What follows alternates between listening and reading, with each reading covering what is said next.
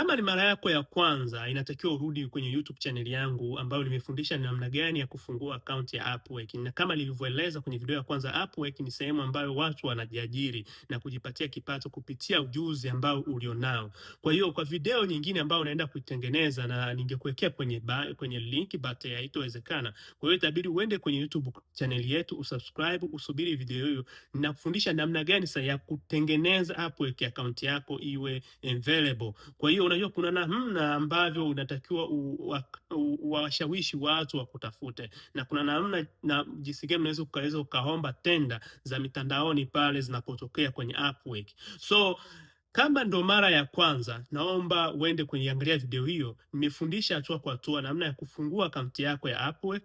Na kama ni mara ya pili, naomba uende kwenye YouTube kusubiria video, weka notification ambayo nimetengeneza maalum kwa mtu ambaye anataka kujua namna ya kuset up profile yake ionekane na iwe na ushawishi kwenye mtandao wa Upwork.